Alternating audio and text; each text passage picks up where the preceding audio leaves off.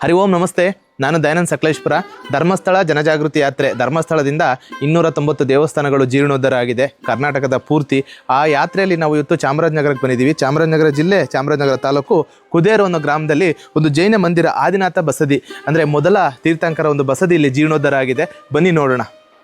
ಇಲ್ಲಿನ ಪುರೋಹಿತರು ನಮ್ಮ ಜೊತೆಗಿದ್ದಾರೆ, ಬನ್ನಿ ಅವ್ರನ್ನ ಮಾತಾಡ್ಸೋಣ. ಸರ್ ನಮಸ್ತೆ. ನಮಸ್ಕಾರ. ನಿಮ್ಮ ಹೆಸರು? ನನ್ನ ಹೆಸರು ವಸುಪಾಲ್ ಅಂತ ಹೇಳಿ. ಈ ದೇವಸ್ಥಾನದ ಪುರೋಹಿತನ ನಾನು ಪ್ರತಿನಿತ್ಯ ಪೂಜೆ ಮಾಡಿಕೊಂಡು ಇಲ್ಲೇ ವಾಸವಾಗಿದ್ದೇವೆ. ಎಷ್ಟು ವರ್ಷದಿಂದ ಇಲ್ಲಿ ಪೂಜೆ ಮಾಡ್ಕೊಂಡಿದ್ದೀರಾ? ನಾನು ಸುಮಾರು 40 ವರ್ಷ ಆಯಿತು. ಅದಕ್ಕೆ ಹಿಂದೆ ನಮ್ಮ ತಾತ ಅವರು, ನಮ್ಮ ತಂದೆಯವರು ಮಾಡ್ತಾಯಿದ್ರು. ಆನಂತರ ಅವರ ತೀರ್ಕೊಂಡ್ಮೇಲೆ ನಾನು ಅದನ್ನು ಪರಂಪರೆಯಾಗಿ ಬನ್ನಿ ಒಳಗಡೆ ನಮಗೆ ತಿಳಿಸ್ಕೊಡಿ. ಅಲ್ಲಿ ಮೇಲೆ ಒಬ್ರು ಯಕ್ಷ ಇದ್ದಾರೆ, ಅವ್ರ ಬಗ್ಗೆ ಹೇಳ್ಬೋದಾ? ಅವರು ಸರ್ವರ್ಣ ಯಕ್ಷರು ಅಂತ. ನಾವು ಯಾವುದೇ ಪೂಜೆ ಪ್ರಾರಂಭ ಇಂಥದ್ದೆಲ್ಲ ಮಾಡಬೇಕಾದ್ರೆ ಮೊದಲು ಸರ್ವರ್ಣ ಯಕ್ಷರ ಪೂಜೆ ಮಾಡಿಕೊಂಡು ಅವ್ರನ್ನ ಆಹ್ವಾನಿಸಿ ಆಮೇಲಿಂದ ಹೆಚ್ಚುವರಿ ಪೂಜೆಗೆ ಹೋಗ್ತೇವೆ. ವಿಶೇಷ ಪೂಜೆಗಳು ಆಮೇಲೆ ಮಾಡ್ತೀವಿ. ಪ್ರತಿ ದೇವಸ್ಥಾನ ಹಾಗೆ ಈ ದೇವಸ್ಥಾನದಲ್ಲೂ ಕೂಡ ಶಿಲಾಶಾಸನ ಇದೆ. 2017ರಲ್ಲಿ ಇದಕ್ಕೆ ಪಂಚಕಲ್ಯಾಣ, ನಾವೇನು ಕುಂಭಾಭಿಷೇಕ ಅಂತೀವಿ, ಜೈನರಲ್ಲಿ ಪಂಚ ಕಲ್ಯಾಣ ಅಂತ ಹೇಳ್ತಾರೆ. ಸೊ ಡಾಕ್ಟರ್ ವೀರೇಂದ್ರ ಹೆಗ್ಡೆ ಅವ್ರದ ಶ್ರೀ ಕ್ಷೇತ್ರ ಧರ್ಮಸ್ಥಳ ಮಂಜುನಾಥ ಟ್ರಸ್ಟ್ ಹಾಗೂ ಇಲ್ಲಿನ ಜೈನರವ್ರದ ಟ್ರಸ್ಟ್ ಮತ್ತೆ ಸರ್ಕಾರದೊಂದಿಗೆ ಸಹಾಯದೊಂದಿಗೆ ಸುಮಾರು 29 ಲಕ್ಷ ವೆಚ್ಚದಲ್ಲಿ ಇದು ಜೀರ್ಣೋದ್ಧಾರ ಆಗಿದೆ. ಬನ್ನಿ ದರ್ಶನವನ್ನು ಮಾಡಿ ಒಳಗಡೆ ಹೇಗಿದೆ ಅಂತ ನೋಡೋಣ. ಆದಿನಾಥ ತೀರ್ಥಂಕರರು ಅಂತ, ಅದರಲ್ಲಿ ಇವ್ರದ್ದು ಋಷಭ ಅಂದರೆ ಎತ್ತು. ಇದನ್ನು ಸ್ಥಾಪನೆ ಮಾಡುವಾಗ ಇಲ್ಲಿ ತೀರ್ಥಂಕರನ್ನು ಕೂಡ ಸ್ಥಾಪನೆ ಮಾಡಿದ್ರು. ಆಗ ಮಾಡಿ ಗಂಗರ ಕಾಲದಲ್ಲಿ ಇಲ್ಲಿವರೆಗೆ ದೇವಸ್ಥಾನ ಆಯಿತು. ಗಂಗರ ಕಾಲದಲ್ಲಿ ಗರ್ಭಗುಡಿ ಮತ್ತು ಶುಕನಾಸಿ ಮತ್ತು ಒಂದು ಹಜಾರ ಸಣ್ಣದಾಗಿ, ಇದು ಮೂರನ್ನು ಆಗ ಅವರು ಮಾಡಿ ಗಂಗರ ಕಾಲದಲ್ಲಿ ಮಾಡಿದರು. ನಂತರ ಯಾರು ವಿಜಯನಗರದವ್ರ ಕಾಲದಲ್ಲಿ ಇಲ್ಲಿಂದ ಮುಂದಕ್ಕೆ ಕಟ್ಟಿ ಮುಖಮಂಟಪ ಕಟ್ಟಿ ಅವರು ಕಂಪ್ಲೀಟ್ ಮಾಡಿದ್ರು ಇದನ್ನ. ಓಕೆ. 70-80 ವರ್ಷದ ಹಿಂದೆ ನಮ್ಮ ತಾತವರಿದ್ದಾಗ ಒಂದು ಸತಿ ಅದನ್ನು ರಿಪೇರಿ ಮಾಡಿಸಿದ್ರು, ಜೀರ್ಣೋದ್ಧಾರ ಮಾಡಿಸಿ ಪೂಜೆ ಪುನಃಕಾರ ನಡ್ಕೊಂಡ್ಬರ್ತಾಯಿತ್ತು. ತದನಂತರ ಈಗ 92ರಲ್ಲಿ ಸ್ವಲ್ಪ ಜಾಸ್ತಿ ಶಿಥಿಲವಾಯ್ತಿದ್ದು. ಆಗ ನಮ್ಮ ತಂದೆಯವರು ಪೂಜೆ ಮಾಡ್ಕೋತಾಯಿದ್ರು. ಆಗ ನಾವು ಹೆಗ್ಡೆಯವರು ಅವ್ರ ಕಾರ್ಯನಿಮಿತ್ತ ಸಂತೆಮರಳಿಗೆ ಬಂದಿದ್ದಾಗ ನಾವು ಇಬ್ಬರು ಹೋಗಿ ಅಲ್ಲಿ ಅವ್ರನ್ನ ಇದು ಮಾಡಿ ಅವ್ರಿಗೆ ಅಪ್ರೋಚ್ ಮಾಡಿದ್ವಿ. ಬಿರುಕು ಇದೆಲ್ಲ ಆಗಿ ತೋರಿಸ್ತಾ ಅವ್ರು ನೋಡಿ ಆಯಿತು ಮಾಡಿಸೋಣ ಅಂತ ಅಂದ್ಬಿಟ್ಟು ದೇವ್ರ ದರ್ಶನ ಮಾಡಿಕೊಂಡು ಹೋದರು. ಅವರು ಧರ್ಮೋತ್ಥಾನ ಟ್ರಸ್ಟಿಗೆ ಅವರು ಹೇಳಿ ಅಲ್ಲಿಂದ ಅವರ ತಮ್ಮ ಸುರೇಂದ್ರ ಹೆಗ್ಡೆಯವರು ಅದರ ಅಧ್ಯಕ್ಷ ಆಗಿದ್ದರು. ಅವ್ರು ಹೇಳಿ ಕುದೇರಿನಲ್ಲಿ ಇಂಥದ್ದೊಂದು ದೇವಸ್ಥಾನ ಇದೆ, ಅದನ್ನು ಮಾಡಿ ಅಂತ ಆದೇಶ ಮಾಡಿದ್ರು. ಅದರಂತೆ ಅಲ್ಲಿಯ ಡೈರೆಕ್ಟರ್ ಒಬ್ಬರು ಹರಿರಾಮ್ ಶೆಟ್ಟರು ಅಂತ, ಅವರು ಬಂದು ಎಲ್ಲ ನೋಡಿ ನೀವು ಸ್ವಲ್ಪ ಮಾಡ್ರೇಟ್ ಮಾಡಿಬಿಟ್ಟಿದ್ದೀರಿ ಇದನ್ನ ಅಂತಂದ್ರೆ. ಆವಾಗ ಏನು ಮಾಡಿದ್ವಿ ನಾವು, ಹಿಂದೆ ನೀರು ಸೋರ್ತಿತ್ತಲ್ಲ, ಈ ಕಲ್ಲು ತೆಗಿಸ್ಬಿಟ್ಟು ಹಳೆ ಕಲ್ಲುಗಳಿದ್ದು ಇಲ್ಲಿಂದ ಇಲ್ಲಿವರೆಗೆ RCC ಹಾಕ್ಸ್ಬಿಟ್ಟಿದ್ದು ಹಜಾರಕ್ಕೆ. ಅದನ್ನು ನೋಡಿ ಇದು ಮಾಡಿಬಿಟ್ಟಿದ್ದೀರಿ, ಈಗ ನಾವು ಹೆಂಗೆ ಮಾಡೋದು ಅದನ್ನ ಅಂತ ಹೇಳಿದ್ರು. ತಿರ್ಗಾ ನಾವು ಹೆಗ್ಡೆಯವ್ರಿಗೆ ಅಪ್ರೋಚ್ ಮಾಡಲಾಗಿ ಅದು ಹೇಗಾದ್ರು ಇರಲಿ ಪೂರ್ತಿ ಮಾಡಿಕೊಟ್ಬಿಡಿ ಅದನ್ನ ಅಂತಂದ್ರು.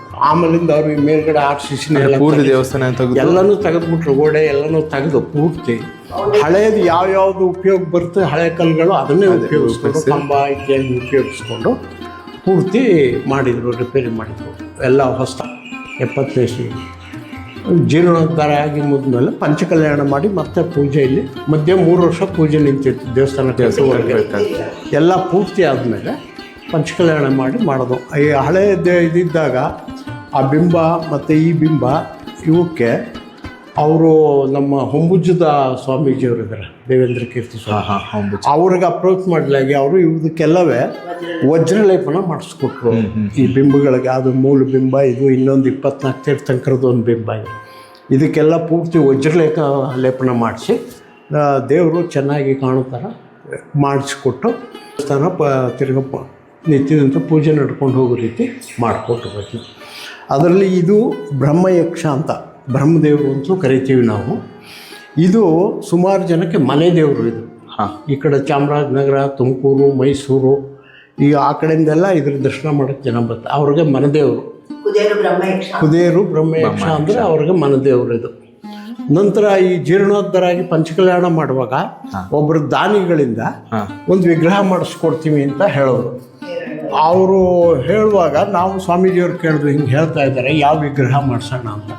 ಆಗ ಅವ್ರು ಯಾವುದೂ ಬೇಡಿ ಚಕ್ರೇಶ್ವರಿ ಮಾಡಿಸಿ ಆದಿನಾಥ ತೀರ್ಥಂಕರ ಯಕ್ಷಿ, ಅದನ್ನೇ ಯಕ್ಷಿಯನ್ನು ಮಾಡಿಸಿ ಅಂತ ಹೇಳಿದ್ರು. ಅದಕ್ಕೆ ಒಂದು 65,000 ರೂಪಾಯಿ ಆಗ ಚಾರ್ಜ್ ಬಿಡ್ತಿದ್ದ. ಸಾಗರದವರೊಬ್ಬರು ಮಾಡಿಕೊಟ್ರು ಇತ್ತ, ಅವ್ರಿಗೆ 65,000 ರೂಪಾಯಿ ಕೊಟ್ಟು ದಾನಿಗಳು ಪೂರ್ತಿ ದುಡ್ಡನ್ನ ಅವರು ಕೊಟ್ಟು ಇದು ಮಾಡಿಸಿದ್ರು. ಅದಕ್ಕೆ ಅವ್ರಿಗೆ ಹಳೆ ಕೈಯಲ್ಲಿ ಹಿಡಿದಿರುವಂಥದ್ದು ಅದು ಅವು ಅವರ ಇವುಗಳು ಫಲ ಪುಷ್ಪ, ಇದು ಚಕ್ರ ಇದು ಎಲ್ಲ ಬರ್ತದೆ. ಪಂಚಕಲ್ಯಾಣದಲ್ಲಿ ಪ್ರತಿಷ್ಠಾಪನೆ ಮಾಡಿ ಪೂಜೆ ಈಗ ದಿನನಿತ್ಯ. ಈ ಕುದೇರಿನಲ್ಲಿ ನಿಮ್ಮ ಜೈನ ಸಮುದಾಯಕ್ಕೆ ಸೇರಿದವರು ಎಷ್ಟು ಮನೆಗಳಿವೆ? ಒಂದೇ ಮನೆ ಇರೋದು ಅನಾದಿ ಕಾಲದಿಂದಲೂ ಇಲ್ಲಿ ಒಂದೇ ಮನೆ.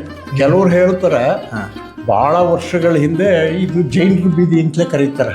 ಇಲ್ಲಿಂದ ಮುಂದಕ್ಕೆ ಹೋದರೆ ಲೆಫ್ಟಿಗೆ ತಿರ್ಕೊಂಡ್ರೆ ಸಿಕ್ಕತ್ತೆ. ಜೈನರ ಬೀದಿ ಅಂತಲೇ ಅದನ್ನ ಹೇಳ್ತಾ ಇದ್ದಂತೆ. ಅಂದರೆ ಹಿಂದೆ ಶ್ರಾವಕರು ಭಾಳ ಜನ ಇದ್ದರು. ಕಾಲಾನಂತರ ಅವರ ಜೀವನ ಅದು ಇದಕ್ಕೆ ವ್ಯವಹಾರಗಳಿಗೆ ಅವರೆಲ್ಲ ಇಲ್ಲಿಗೆ ಬಂದೇವ್ರೆ. ವರ್ಷದಲ್ಲಿ ಒಂದ್ಸತಿ ಯಾರು ಅವ್ರು ಇಲ್ಲಿ ಬಂದು ಬ್ರಹ್ಮದೇವರಿಗೆ ವಿಶೇಷ ಪೂಜೆ ಮಾಡಿಸ್ಕೊಂಡು ಹೋಗ್ತಾರೆ. ಅಷ್ಟಿಷ್ಟು ಈ ದೇವಸ್ಥಾನದ ಒಂದು ಇತಿಹಾಸ. ತುಂಬ ವಿಶೇಷವಾಗಿ ತಿಳಿಸ್ಕೊಟ್ರಿ, ಧನ್ಯವಾದ. ನೋಡಿ, ಈ ಊರಿನಲ್ಲಿ ಇವರೊಬ್ಬರೇ ಜೈನ ಸಮುದಾಯಕ್ಕೆ ಸೇರಿದವರು, ಆದರೂ ಈ ದೇವಸ್ಥಾನನ ತುಂಬ ಸ್ವಚ್ಛವಾಗಿ ನಡೆಸ್ಕೊಂಡು ಹೋಗ್ತಾ ಇದ್ದಾರೆ. ಕೆಲವು ಹಳ್ಳಿಗಳಲ್ಲಿ ಎಷ್ಟೆಷ್ಟು ದೊಡ್ಡ ಹಳ್ಳಿಗಳಲ್ಲೂ ನಾವು ಹಿಂದೂ ದೇವಸ್ಥಾನಗಳನ್ನು ನೋಡಿದ್ದೀವಿ, ಆದರೂ ಅಷ್ಟು ಸ್ವಚ್ಛತೆ ಇಲ್ಲ ಅಥವಾ ಅಲ್ಲಿ ದಿನ ಪೂಜೆ ಆಗಲ್ಲ.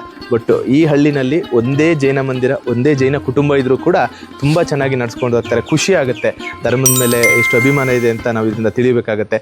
ಯಾರ್ಯಾರು ವಿಡಿಯೋ ನೋಡ್ತಾ ಇದ್ದೀರಾ ಶೇರ್ ಮಾಡಿ, ಕಮೆಂಟ್ಸ್ ಮಾಡಿ, ಲೈಕ್ ಮಾಡಿ. ಧನ್ಯವಾದ.